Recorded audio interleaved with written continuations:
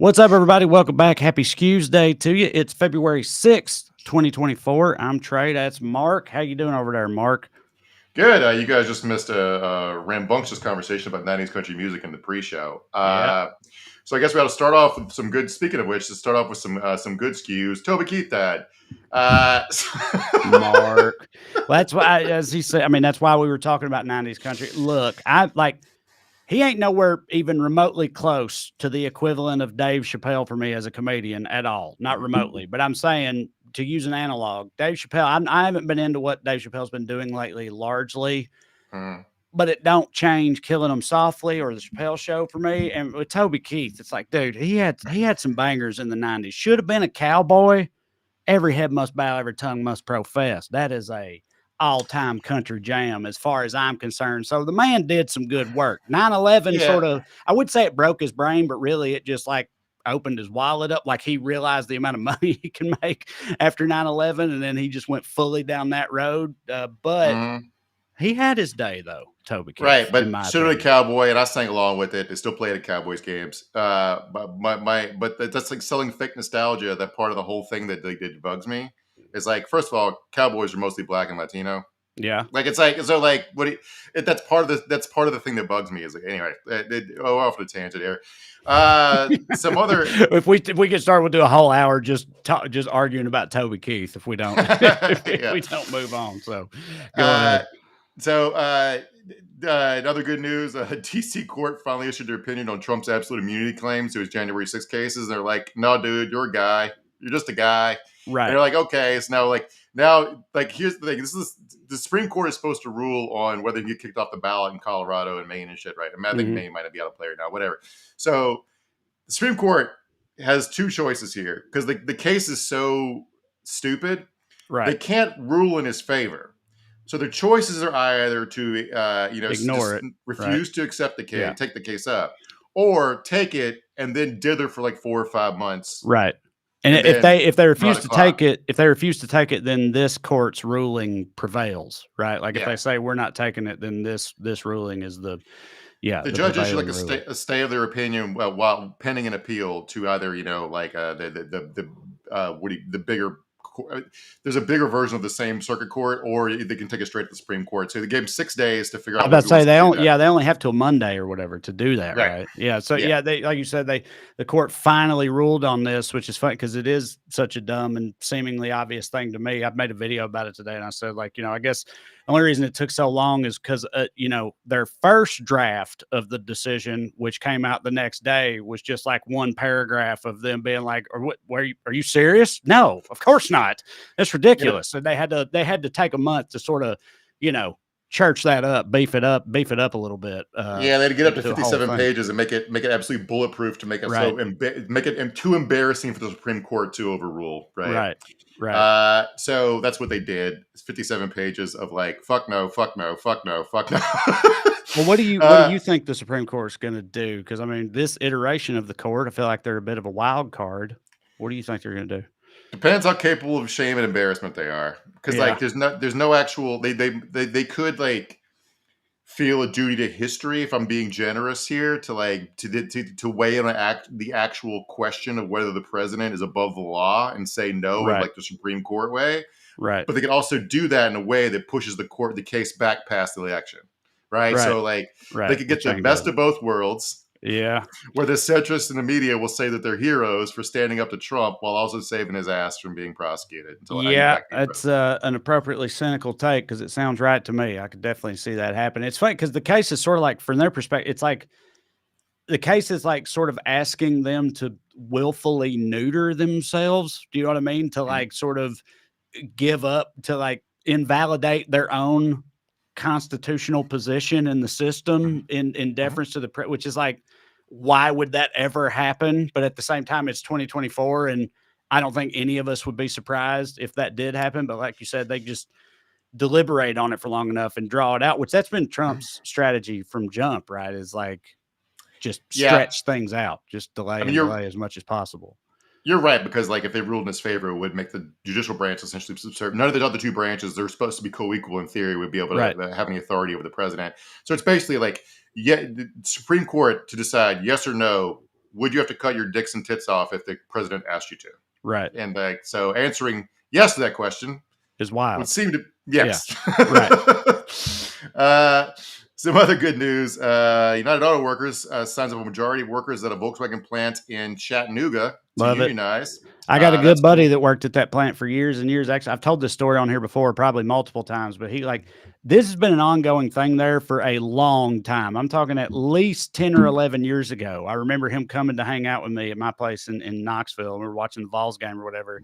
And he told the story about, they had some little retreat thing that was all about like, what are unions? How do unions work or whatever? And they had like coffee and donuts and stuff set up. And they had this lady walk in who they said was like, this represents union leadership or a union representative or whatnot. And this woman comes in and just starts like screaming at them all and throwing the donuts in the trash and shit and just like pouring the coffee and just being like horrifically evil, just like to show it's like, is this what you want? Because this is what happens. And it's like, it's just so, baldly shitty. But again, that was 10 or 11 years ago. And so now here we are in 2024.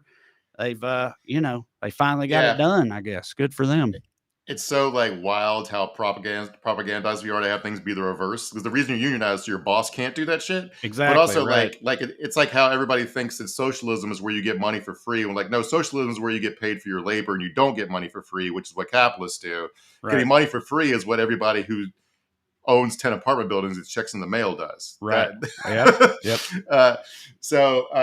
that. More good news. Connecticut Governor Ned Lamont says the state will purchase $1 billion of medical debt for $6.5 million and cancel it. It's abolishing medical debt for 250,000 people. Love it. This is not really, I do love it. It's not really a heartwarming story. It's like, because anybody that's watching this overseas is like, what the fuck is medical debt?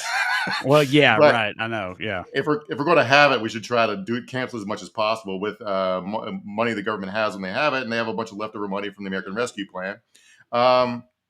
It's the first time a state has forgiven medical debt at such a massive scale. Also, another good news. I have no idea if the Senate will pass this. My guess is not. But the House passed an expanded child tax credit last week. On how average households would see a tax cut of $680 in 2023. This is for people that make less than $21,000 a year. So that's a significant bump. It's for the working poor. It would also apply to four-person households making less than 41 a year. But because it's a bipartisan bill, they had to pair it with a tax cut for the rich. So while poor people get a couple like $600-700, the top 1% of income earners will get $980,000. Yep. So basically the deal was Republicans were like, okay, we'll let you help out poor people, but only if we still make wealth inequality worse. Right. And see, what sucks about this is like in places like my hometown and yours and otherwise, I mean, everywhere probably, there's like hardworking middle-class Americans, right, who get caught in the middle of things like this and don't get shit for it. And like, that does suck. Like that don't hit for me. It ought not be that way. But I feel like every time something like this happens, they ain't got no billionaires around, right? They ain't got no millionaires around. And even if they did, they couldn't really see the benefits that those people were getting from stuff like this. Do you know what I'm saying? It's like they got a new gold-plated aquarium on their boat or something like that. Like they're not going to see that shit. But they are surrounded in towns like mine by the other end of the spectrum, by poor people who get this benefit or whatever. And it kind of, it pisses them off a lot of times because they're like, what the fuck? Like, I don't get a goddamn thing. And they get this. And despite the fact that, we both work hard and all this shit. And it's like, I hate how they're kind of weaponized in that way. Like shit like this, makes them mad at the poor and not the rich, and the rich just kind of get away with it. And it happens all the time. But I do kind of get why the overall situation is frustrating for these people. Like I understand why it bothers them, but I wish they would direct their, anger differently. But like I said, that's what they see on the day to day. So, yeah, I don't disagree with you, but yeah, I guess elect politicians that are further to the left, because you got to negotiate with centrists and Republicans. Right. This is what happens. So yeah. So a story we talked about on the bonus episode on Friday was Fonny Willis's, the Hmm. state's attorney in Georgia. Georgia, Fulton County. So it was like she had been accused of having an affair by a court filing with a guy who worked for her, who's an outside counsel, who her office has paid $650,000 so far. And they were trying to say this invalidates the case or whatever, which I don't think it's true. I think politically it's extremely stupid. Anyway, while we were talking, or after that afternoon after we got off, she came out and admitted she'd had an affair after like dithering about it, because we were like, why won't she deny it if it's not Yeah, true? Well, it seemed pretty clear to me that it had happened just because of the way they had responded to it. But she has since confirmed it, though. Right. Yeah. I just can't understand. Like, you want to talk about why she would bring this case, and like, there's two reasons, and probably both are true. One, she thinks it's the right thing to do, and two, she thinks it's great for her career. Right. It's good when good things happen, when people do things that are good for the career, because they're also the right thing to do. Mhm. But like, why would you bumblefuck both away? Like, it just doesn't understand. Like, if Right. it doesn't, like, I don't understand the these highly driven people who have complete lack of self control when it comes to like one thing. Yeah, but I mean, absolutely wild. I'm totally with you. I agree completely. But like, you're talking about human beings, and when that one thing is like genital related, you know what I mean? When that one thing is like in matters of the heart or whatever, people become irrational. You know what I mean? Like, people just do dumb shit when it comes to people that get them all tore up or whatever. I mean, we all do it on both genders, I guess. But yeah, it's not a good look, man. Especially if like part of the whole argument is this dude, her boy toy or whatever. He is a lawyer, but he's not objectively qualified for the position he's in, right? No. Well, see, that's like, you can't do that, man. Like, that's she says they didn't start having the affair till after he worked for her, which is like, then, that's different. So let me read this to you. She asserted that, and this is in the legal filing, she buried it in like the back of 170, this admission in the back of a 176-page motion. But she's asserted that she holds no financial or personal conflict of interest in her prosecution of Trump. Okay, just because cops and prosecutors don't hit for me, I want to point out how full of shit that is. Because if you took her out to a nice dinner with part of the $650,000 her office paid him, that's objectively not true. Right. Right. And now he says they kept the person, they always go Dutch, basically. Every trip they've taken together and every dinner they go halvesies. Okay, I guess I'll believe you. But like, either way, it doesn't really pertain to the prosecution. It just looks like shit. It's also like, if your position is that this is a vitally important case you're working on, which most of America, well, at least half of America agrees with, right? Like, and then you hire a dude who is objectively unqualified, and you do that because of what that tongue do or whatever, like, that undermines the whole thing. You know what I mean? Like, I don't know how you can say that after making a move like that. You know what I mean? It just makes it all seem disingenuous. It's not. I know on our Patreon episode, we had this article that said like the stakes were too high for her to do this, but that's like, I mean, I agree with that. Like, this is one of the most highly scrutinized cases fucking in recent American history. It involves a former president. Like, everybody's watching. You can't do shit like this. Like, dude, I was up when I first moved to LA. I was up for my first big TV writing job, and I'm not kidding. It's a famous, successful show that I would have been proud to work on. And like, I had a week out from the interview, and I like cut out salt, ate completely clean. Like, did that kind of shit, because like, you got one shot. Do not spend your chance to blow. This is lady's chance to go down in history, right? And maybe get elected governor, if not senator or whatever. And she's like, I'm gonna fuck this guy that I'm on my payroll. It'll look really, really bad. It's like, it's fucking crazy, man. Crazy. I can't just constantly let down by our leaders. It's American democracy for you.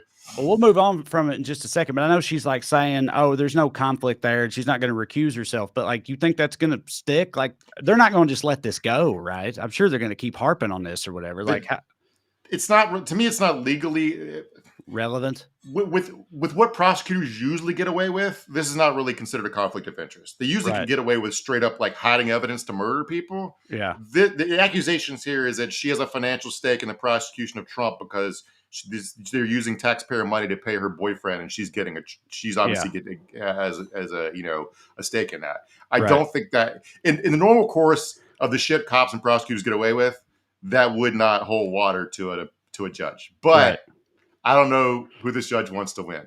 Yeah. So there you go. All right. Well, glad there's been a wrench thrown into that whole thing. All right, we'll continue. Producer Matt is with us doing his thing. This is Weekly Skews. I want to remind y'all before we go on of a couple of things. Number one, if you'd like to see me do stand-up comedy live and in person, and I really recommend it, you should go to TreyCrowder.com. Check out my upcoming tour dates. I'll be in St. Louis this weekend at Helium Comedy Club, St. Louis. Love that club. And then later I got Indianapolis coming up, Virginia, D.C., Vancouver, Seattle, Richmond, Virginia Beach, and we've just added some more, and we're continuing to add more every day. So go to TreyCrowder.com and check it out. Come and see me. Also on TreyCrowder.com, you can find me and Corey's book, Round Here and Over Yonder. It is a comedic travel guide. It's a good time. You can also get the audiobook on Audible if you're into that type of thing, which we do read. I know, surprising. We can read, but we did. Lastly, if you enjoy this program and would like to show your support, you can do so by signing up on Patreon. You go to weeklyskews.com/more. Or just go to Patreon and search for my name. Either way works. $5 a month gets you access to full-length bonus episodes. Like Mark said, we did one this past Friday about the Fonny Willis situation and whatnot. We cover things that happen in between the main shows or just stuff we want to talk about. It's a lot of fun. You get some more skews in your life, 2 extra hours a month, and support the show in the process. So please consider it. That's weeklyskews.com/more. We appreciate it. Now, as for the show tonight, last week we talked about the situation at the southern border and how wild and weird it's getting. Well, you never believed this, but in the intervening 7 days, things have not gotten much better. We'll dive into that again a little later. And so last week we talked about the constitutional and conceptual problems with Republican arguments and how crazy they are. This week is more about the silly nothingness that's happening on the ground in Texas and how it's being exaggerated. I just want to talk about. I don't want to play into. I don't want to play into the whole crisis language that Republicans want because it's right. not. I will tell you why in a little bit. Sure. Yeah. Yes. Right. Everything's dumb and bad down there, but not in the way that they present it as. Right. In the way that's being handled by our government, especially on the right. All right. But before all that, we got some other things for you, including let's begin with the Daily Dumbass. Matt, graphic, please.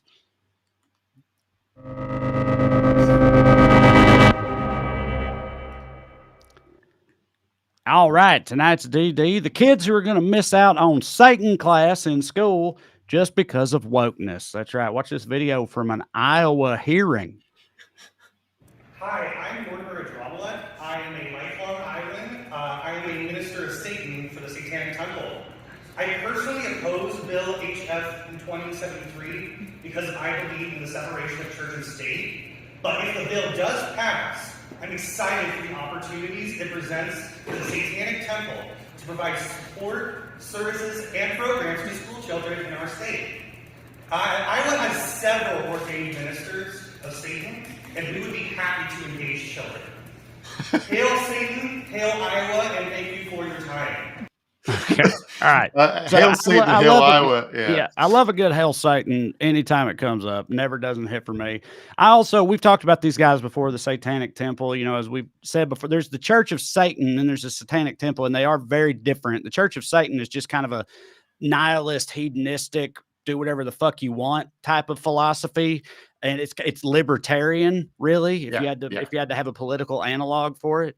But the Satanic Temple, their whole thing is like highlighting the inherent hypocrisies with these religious laws that we have, and trying to encourage the separation of church and state and things like that. So I like the Satanic Temple. I like what they're about. I like that this guy's doing this. It all hits for me. His name is Mortimer Adramalek, and he has red sunglasses on inside and whatnot. And it's like all that. I think maybe they could rein in a little bit. It's sort of like when the marijuana legislation movement was getting like mobilized and more popular. And it's like, anytime you saw somebody on the news representing normal or whatever, it was always like a white dude with dreadlocks and talking with a Jamaican accent for some reason, even though he's from Nebraska or whatever, talking about how weed is a vitally important medicinal herb and shit. And it's like, I don't know if you're going to reach the mamas and papas with this. This kind of feels similar to me, but these people do hit for me. I like what they're about. So, and I'm glad they're out there doing it. I appreciate it. Yes, yeah, you're right. The Church of Satan is more like libertarian, and the Satanic Temple is like a little bit more liberal in the sense they do like community outreach programs and like food drives to help people and shit. So like if the Church of Satan is Catholic, these are like the Episcopalians. All right. So, so this is in Iowa, right? And they seem to be pushing ahead with the bill in the meantime. While I guess they don't believe the Satanists are going to go through with like actually starting school programs if they like Christians do it. But I do want to like note that the news article covering this did actually make the point that it should be noted that the Satanic Temple is a group meant to promote secularism and religious freedoms in general and not actually worship any sort of devil. And I'm glad they put that in there. And also, like this guy's facial hair, I think it actually plays in the situation because you can tell he's trolling. Even the person filming this was laughing, right? Right. Yeah. Like, okay. I think that kind of helps because they're trying to be cartoonishly evil looking to make the point that they're not fucking evil looking. All right, and they're not actually evil. Sure. But over in Idaho, they're doing the same thing, and the Satanists in Idaho actually got them to stop doing church stuff in schools, at least temporarily. They're gonna try to move something called the Blaine Amendment, which is like a state version of keeping church out of schools. It was going to allow taxpayer money to pay for private religious schools, and they're Satanic Idaho, and it's not quite as cool as Mortimer. What was the guy's name? Mortimer Adramelech. Yeah. This guy's name is Rowan Astra. We got to get a satanic name generator, Trey. Yeah, right. We do. So they're reconsidering it. They pivoted. Notice this headline here: "Happy to engage children." Sorry, Matt still has the Iowa headline up here, but here's this Idaho headline.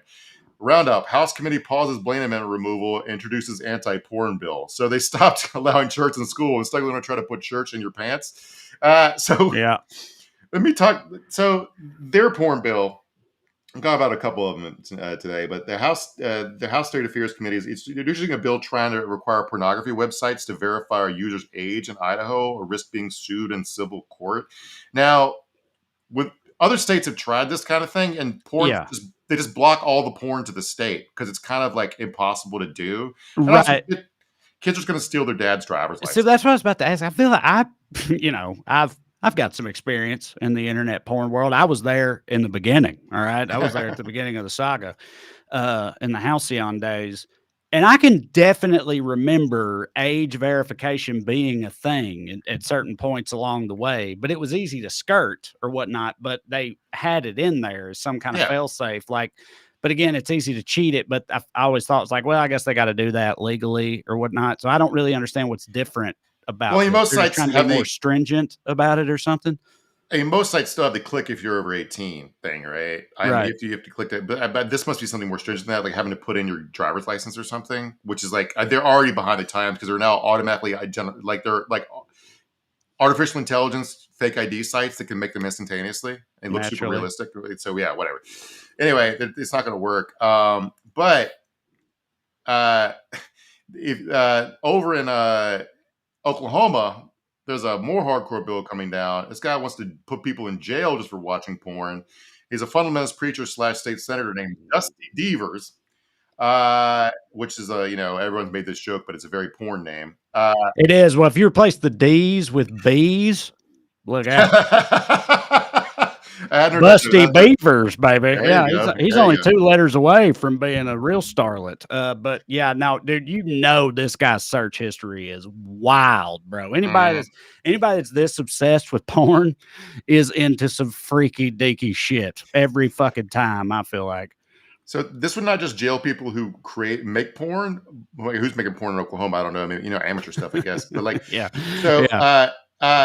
So, but also like if you watched porn, you could get 20 years in prison. Crazy. It would create a bounty system similar to what Texas instituted in its infamous abortion bill that would allow those who rat out their horny neighbors to collect civil penalties up to $10,000. So how is my neighbor gonna know that I'm watching pornography? Right. Is my question. Like, how is this all going to work? You don't do it in front of the window? Yeah, but no, I hate this type of like Nancy Grace type shit, which encourages people to fucking like snoop on and snitch on their neighbors and stuff like that. I'm going to drive over to Burbank and peep in your window and be like, hello, 911, Trey is honking his bingus. So like it also like the bill defines pornography, which famously Supreme Court couldn't figure out how to do. They said, I know it when I see it, right? It says it breaks pornography down into 10 categories, which include sexual intercourse, which is normal or perverted, so both varieties, anal sodomy, which so I guess you can still get a BJ, excretion in the context of sexual conduct. So I'm not sure if he means like a male orgasm or like peeing and pooping. Yeah. Lewd exhibition of the uncovered genitals, buttocks, or if such a person is female, the breast. It would also criminalize sexting, except between married people.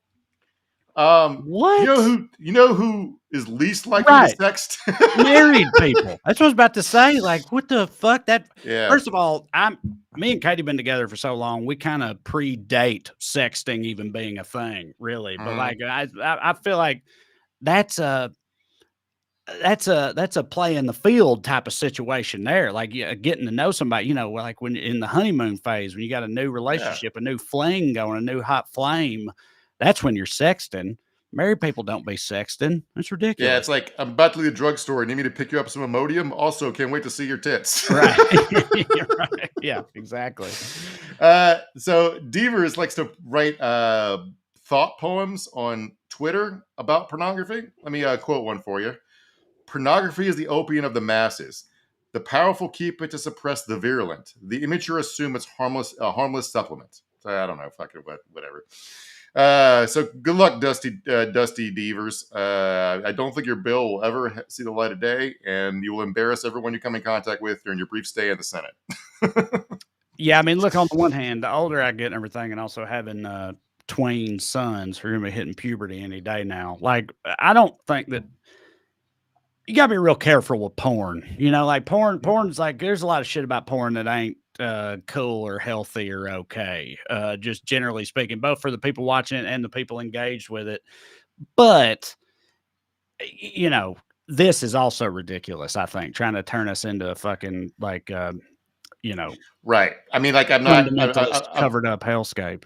I'm sympathetic to what you're saying. I understand why, without thinking about it for half a second, it would be appealing to you to have like an age verification system so your children couldn't get pornographic content. Mm-hmm. But really, in the real world, your option is to add it to the sex talk.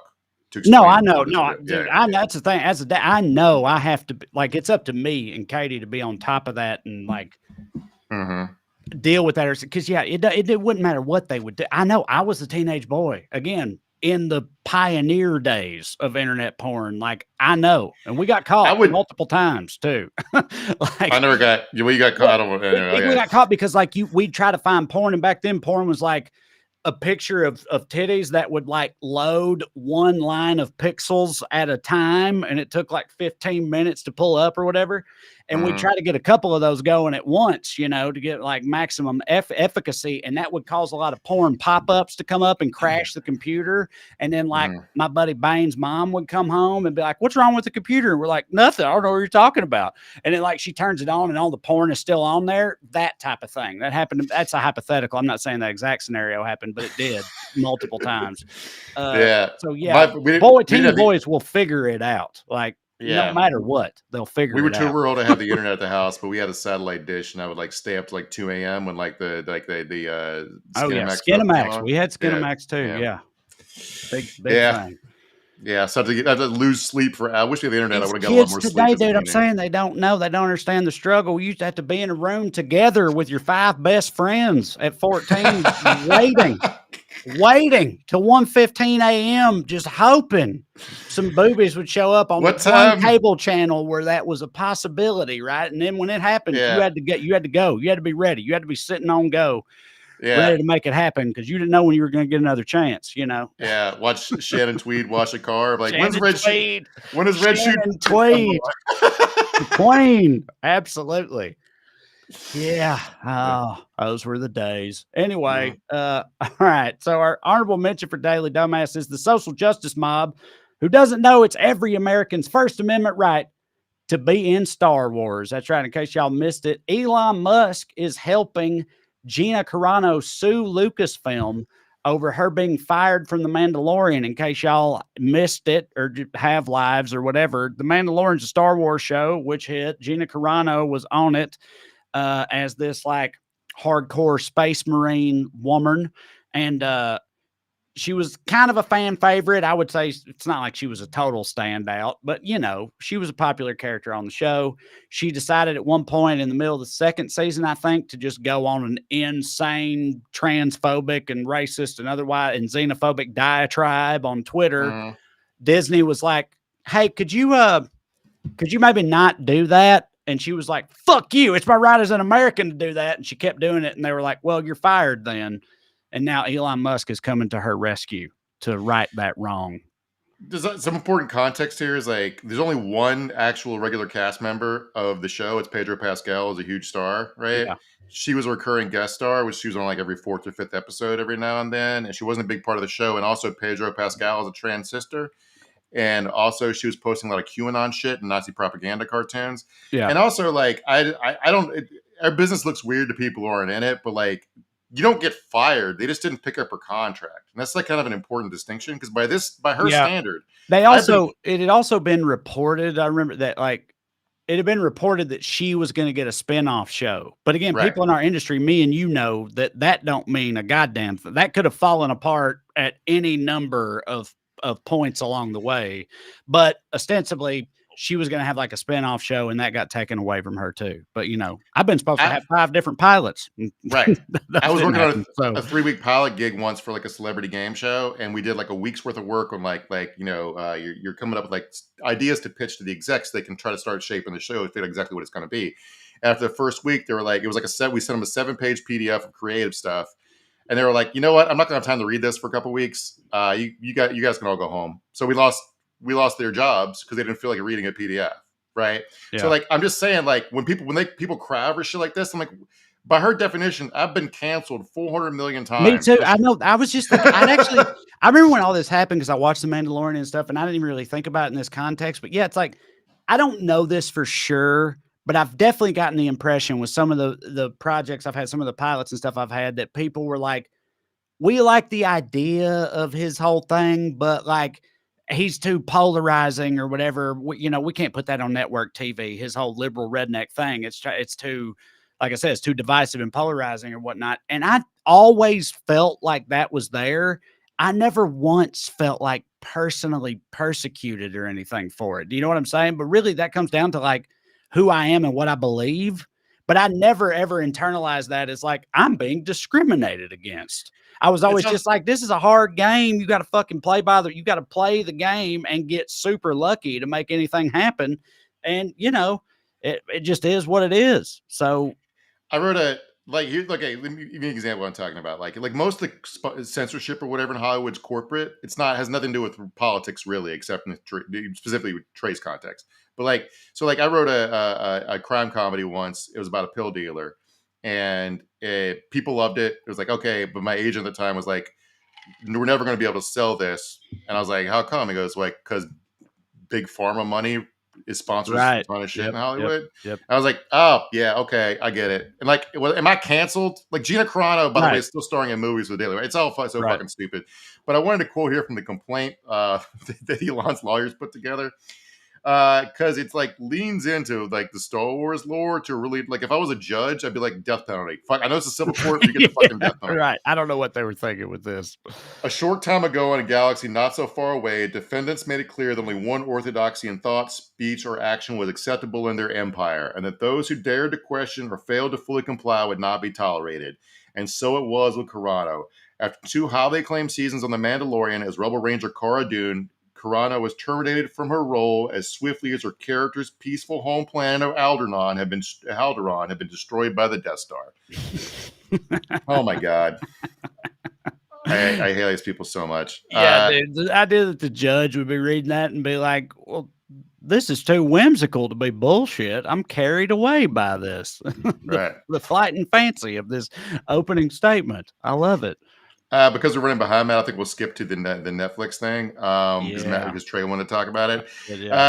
In other entertainment news, while we're on the subject, next Daily Dumbass honorable mention is Netflix for turning Alexander the Great gay. If you can throw this up there, Matt. Put that screen grab up there, Matt. This cracked me up so much. There's a new Alexander docu-series on Netflix. It's like half documentary, half series because they got reenactments and shit. Alexander, the Making of a God. And popular dipshit Twitter follow and wokeness tweeted 2.2 million followers. Yeah, no, I didn't mean popular ironically. I see them pop Mhm. up all the time. They tweeted, Netflix made a new documentary about Alexander the Great. Within the first 8 minutes, they turned him gay. Netflix, woke Hollywood, turned Alexander the Great gay, Mark. Alexander the Great of the famously perhaps most butt fuckingest culture in the history of human civilization. Like, I feel like the people, he was Macedonian / Greek. I thought that was like the main thing that people knew about them was like they had wild gods. They liked thinking about stuff. And also they were super, super gay. Like, that's like, I just thought everybody knew that. I can't believe being shocked at Alexander the Great having some gay tendencies and blaming it on the woke mind virus in Hollywood. Man, these people, you cannot overstate how fucking dumb these people are. It's insane. I mean, it's not like Alexander was he wasn't just into dudes. He was the single biggest force for spreading the love of dudes through conquest. Like Afghanistan was still into like boy love until the Taliban tried to stop it. Maybe they still are, despite being hardcore Muslim, because they were conquered by Alexander the Great. He made them realize that hit, I guess. I don't fucking know. But like, this is like, this is just so dumb. And my takeaway from this is always like, these people are so boring and incurious. Like, even if I didn't know that about Alexander, if I saw this tweet or the documentary, I'd be like, I wonder what's the deal with that? You know, I'd start Googling up in a rabbit hole about like Greek sexuality and how, I don't know, the British Empire turned the world homophobic at the point of a gun through Catholicism. It's like, whatever. Then I have anecdotes to share at parties.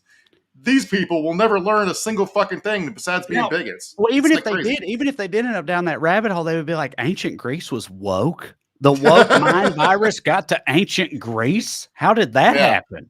Like, on the one hand, they were woke. On the other hand, they have slaves. So who's to say? Right? Yeah. That is a hard thing to parse. All right. Well, we've been having too much fun. We are running a little bit behind. Let's talk about the border, Mark. What's going on down there?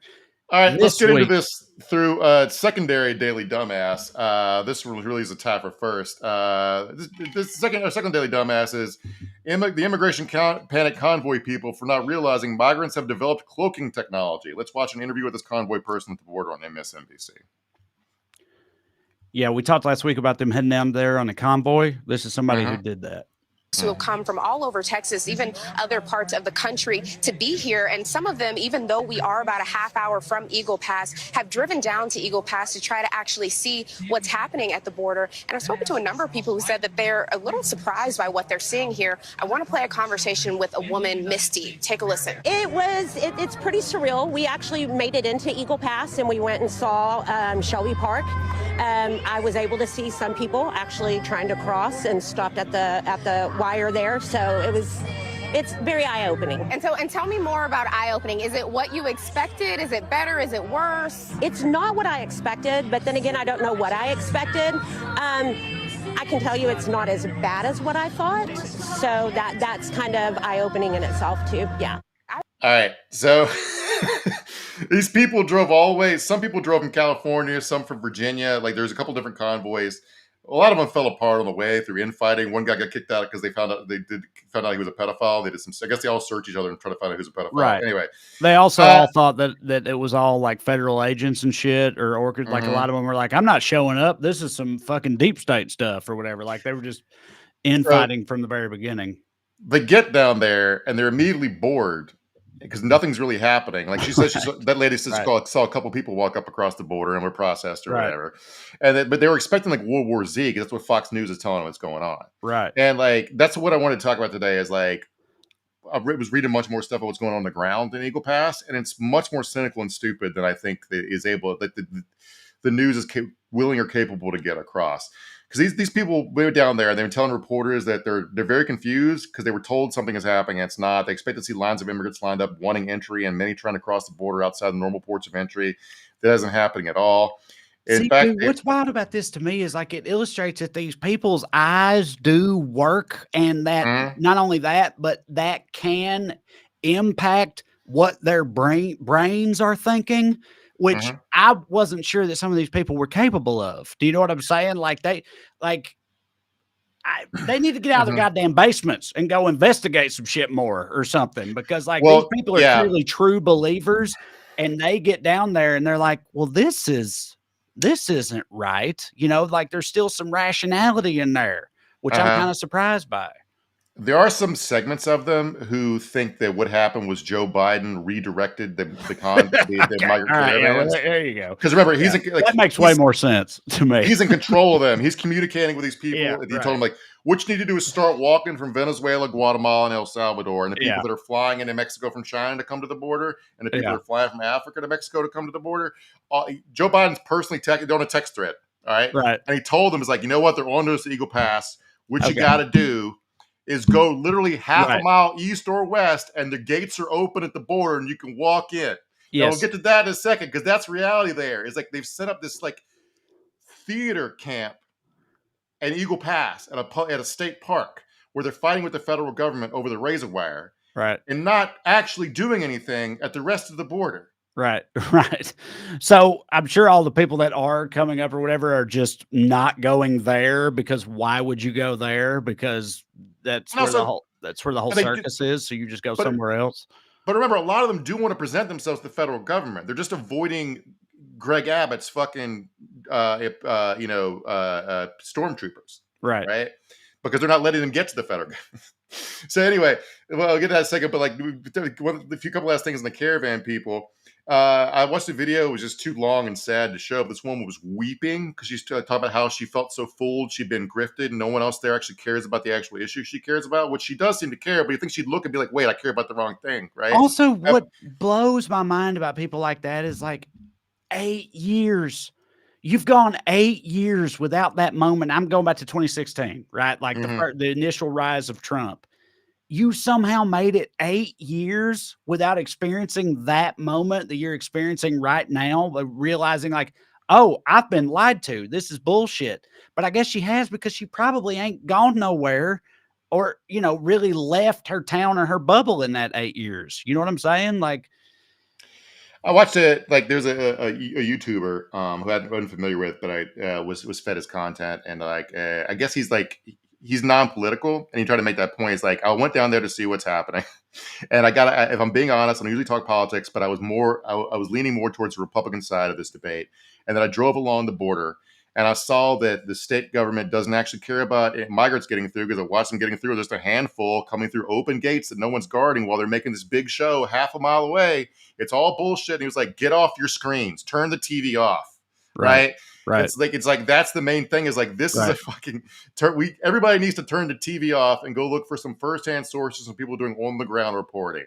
Because the outrage machine, I mean, and not cable y'all, news, not y'all. Y'all need leave the screen on for a little bit, for like 17 more minutes. But yeah, but then after that, you should listen to Mark and turn the screen off. And I try to tell people, like, from firsthand sources of, like, I'm not like, see, if we were trying to do what cable news is doing, you would pretend to be a conservative and we would argue about this, right? Instead of trying to figure out what the actual reality is. Right. So like, it's just like, it's so weird to me. But anyway, like the convoy people are still into it. And since there are no migrants for them to harass or shoot, really, what they did was they started doing like a bunch of baptisms and gun T-shirts. Yeah, right. Well, they got that to fall back on. Right. Yeah, there's always that. The two main things that have happened down there since the convoy got down there is they called in a bomb threat to a migrant facility. Now, important thing to note here is one of the Republicans' main complaints, they want more people detained. So what these assholes did was call in a place where they're being detained. Right. And forced it to be evacuated to another facility. It was 175 migrants who had to move to another facility. So it's 175 beds they unfreed up so people can't be detained, which I don't want them detained, but like, I mean, unless they have some sort of intel or criminal record that there's some sort of bad actor. I'm not saying that everybody coming across is up to like is up to no good, but like it's like these people, like their bomb threat goes against their own fucking purposes.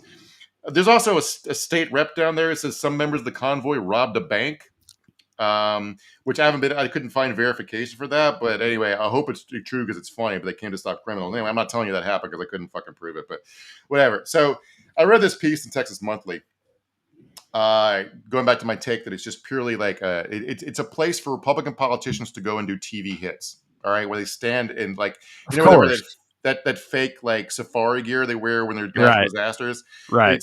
They go stand there and do that in front of razor wire and Yes. guys with guns. And Absolutely. so The fucking governor of South Dakota or whatever, who doesn't have a federal border anywhere in their state, can go to the further away border all the way down there and stand there with a cowboy hat on, holding a shotgun in front of it and be like, look what I'm doing. It's like, bitch, you're fucking 1,500 miles away. You ain't got shit to do with this. But yeah, it is all absolutely theater. Yeah. I mean, Tennessee, or Governor Bill Lee of Tennessee, he was down there too. He was down there doing his thing naturally. So like the headline of this Texas Monthly piece literally calls it a movie set, and it tries to describe what's going on down there. It's like, so they will walk into like a pastry shop called Sweet Treats, and it's a bunch of National Guardsmen with like AR-15s just eating like cookies and shit. And the movie set quote comes from a guy named Humberto O. Garza, who's the spokesman for the Eagle Pass Police Department. Here's the police in Eagle Pass who were saying, we don't need federal help. They're just coming here to stand around and look like fucking dipshits. He said Shelby Park is effectively a movie set because that's where all the cameras and stuff are. But if you go half a mile, the gates to the United States are open. The only evidence of migrant traffic was the pile of clothes that accumulated on the shore. Because what they do is they 80 Dufresne style, when you cross the river, you take off the dirty clothes and put on the dry clothes because it's cold. Let me quote one business owner who's like said he's more of a Trump supporting type dude, but he said basically he's talking about how nobody's doing anything anymore because the decline in migrant traffic to the area, this guy named Hernandez said, makes the militarization of Shelby Park seem superfluous. It makes no difference to me now. They should have done that way sooner, not wait till the migrants have been moved somewhere else. And here's another business owner. I can't tell her political views from the way she was quoted, but she owns like a 9-hole golf course. Her name's Carla Rodriguez.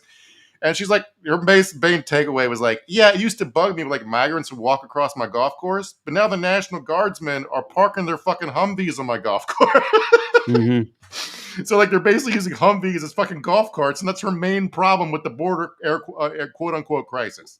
Yeah, this is like such an insane way to fucking do business as a country, man. It's just like, did anyone seem interested in like what reality is anymore? No. I mean, that's the main problem with our current timeline is reality has become immaterial.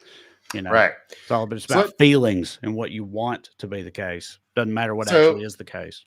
Yeah, so let's pivot over to Washington, D.C., where they're trying to turn whatever all this is we've just been describing to you into a policy fight /bill/solution or whatever. The Border Patrol Union put out a statement in favor of this bill, which the merits of the bill I'm not a huge fan of, but whatever. Border Patrol likes it. Leads me to think it probably shouldn't like it. But like, here's Mike Johnson talking about the Border Patrol endorsement. At the election. The Border Patrol Union has come out and said the bill is better than the status quo. Does that affect your thinking on this? Well, I think it does have something to do with the pay structure that's in the bill. I understand that they're desperate for measures that will assist. Okay. The Republican Speaker of the House is saying that border cops are overpaid pigs. Right. Right. Oh God! Like it's like if AOC said that.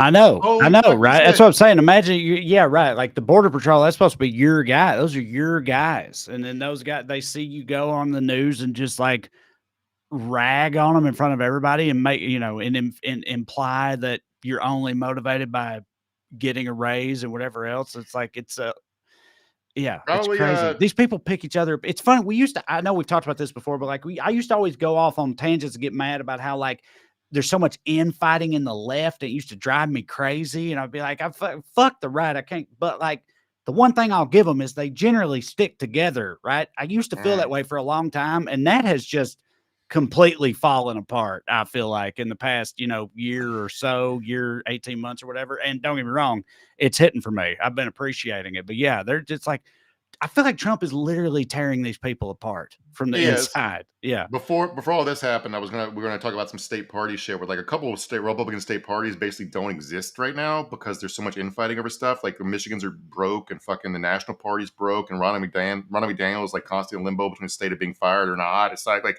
it's kind of fucking hilarious. But like you're talking about the infighting, and I do just want to note that like Customs and Border Patrol is probably the most head crackingest police force in America outside of the now disbanded Baltimore Gun Trace Task Force. And like if they don't hit for, it's like, oh god, it's like we're through the looking glass here on so many ways, so many fronts, man.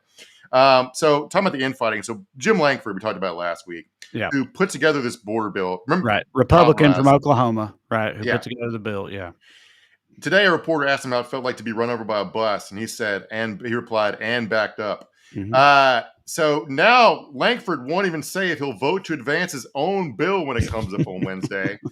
We're basically one news cycle away from Lankford demanding his own resignation over this. But we've seen this movie before. Let me read you this headline from 2013. Marco Rubio backs away from own immigration bill becoming law. He had to fucking vote against his own immigration bill that he put together. 2013 is like a political eon ago, but after 2012, the postmortem after Romney lost, written by the RNC, was like, we need to like become less racist and less anti-immigrant. That was 2013. All right. So they tried to do this and they got a huge backlash on their base, and Marco Rubio was kind of never heard from again. All right. So here's the Republican Party in a nutshell right now. They're going to kill the harshest immigration bill in decades because their nominee wants to run on the issue stupidly. Mm-hmm. Also going to they're launching an impeachment inquiry into the DHS secretary for not being harsher on immigration. They tried to hold the first impeachment vote today, but Marjorie Taylor Greene is the impeachment manager. So you want to know how that's going? The first vote lost because they couldn't count votes. 4 Republicans voted with all Democrats in voting no. It's the first time in U.S. history that an impeachment vote against a cabinet member has failed. The highlight of it was Democrat Representative Al Green from Texas. He was wheeled in just as the vote appeared headed toward tie with no shoes on and hospital scrubs as pants. Said he had just had surgery but came to vote against the impeachment. Everybody clapped. This is so fucking silly, man. But like, this all started, all right, the immigration bill thing over Ukrainian funding. Everyone's sort of forgotten that. Right. Because Democrats want to appear harsh on immigration right now. The enhanced border enforcement, right, was the trade-off Dems were going to get for Ukraine funding. Yeah, right. Now, the Ukraine funding, I don't know what the fuck's going on with that. But now Democrats are for passing an authoritarian border bill with no trade-off because they want to be able to slam Republicans for being soft on immigration. I can't. How fucking do they think they're going to win the Fox News grandpas if they hit a few more Mexicans in the head with a rock or something? Wait, they're not. So the Ukraine part ain't even part of it anymore. And the Democrats are still trying to get it to pass, because I didn't know that. I thought it was like a, whatever, you scratch my back, I'll scratch yours, compromise type of thing, which happens in politics. That's what I thought was happening here. If they think it's such a good issue for them because the Republicans are so incompetent and stupid. They're not going to pass the bill, so it doesn't matter. This is all theater. I get the idea. It's like if they, especially knowing how Trump is and how much he has them in thrall and everything, like if they know it's like, hey, Trump will be furious if they pass this. He's not going to let them pass this. And they all do what he says. So like, they're not going to do it, but they're saying they want it to happen.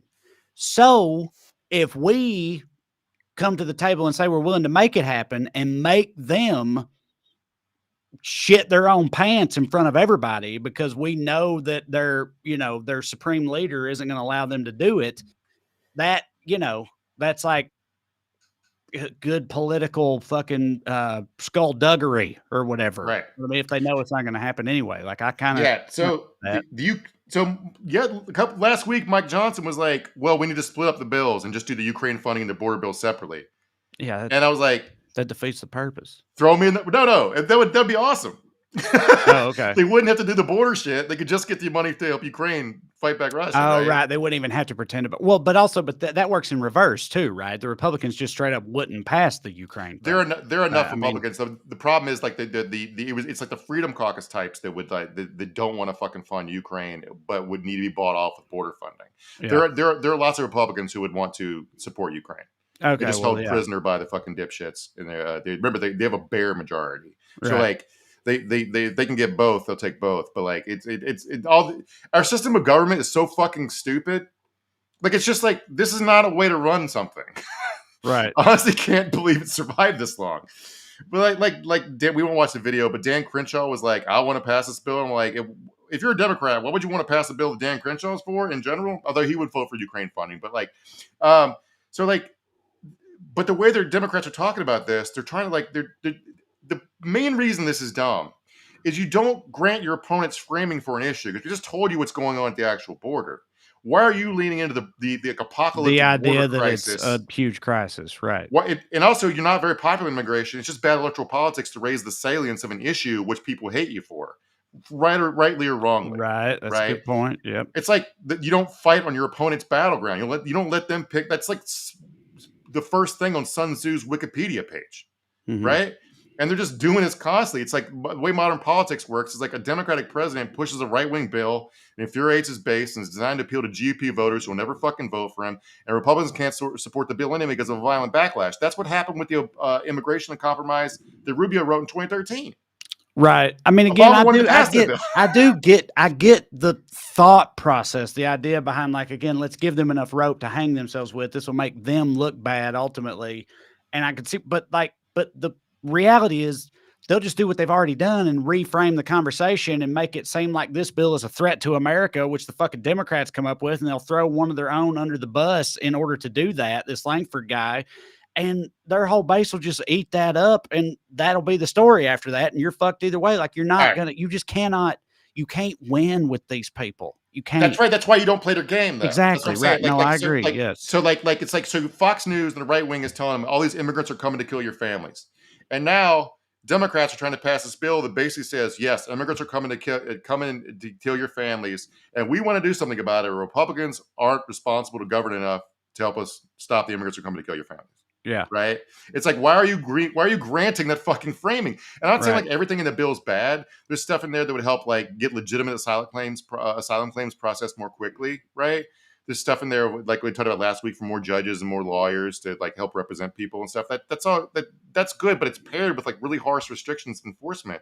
And like if like Bob Menendez, who we shit on constantly for being horrifically corrupt, came out and said he's not going to vote for it. The bill, calling it a Trump wish list. And I was like, okay, so stop, the Onion meme, the worst guy just made a great point. Yeah. It's like, okay. But it's like, it's always the same dumb plan. Let's publicly fail on a GOP coded issue in a way that can clearly be blamed the GOP. We'll look responsible. The GOP will look bad. It's like, no, it never fucking works. It's the same thing over and over again. It just makes them look weak and also weak on their opponent's strong issue. It's like, what? Well, yeah, I could go on forever. No, it is just weird because it's like I say, going back to that lady we saw in the clip that opened this segment, like she went down there, she clearly saw it and was like, I've been lied to. This is not what I thought was happening. And I want to give it to her because her brain is capable of doing that. Yeah. But yet, I feel like the Democrats are trying to make that happen with a lot of these people through these policy decisions and stuff. They're trying to like initiate that type of revelation. But it just never happens like when the media and shit is involved. It's like they have to be there on the ground and experience it firsthand, or that you'll never get through in that way. I want to give it to that lady because the thing we're shitting on the Alexander the Great guy for not being curious enough to figure out what reality was, she actually wanted to figure it out. But my question to you is, would she be curious enough if the Democrats were saying all this shit last week and it was like, even Democrats agree there's a huge crisis going on at the border. Right. Right. Vince on YouTube says, like, you just want to yell, stop trying to kick the football, Charlie Brown, for fuck's sake. And yes, that's a good analogy. I'll just say like that. We used to have the Dream Act and like Dreamers and stuff like that. I'm not sure what fucking happened to all that stuff. Like, 'cause I don't even know what a genuinely left-wing immigration bill would look like at this point. Because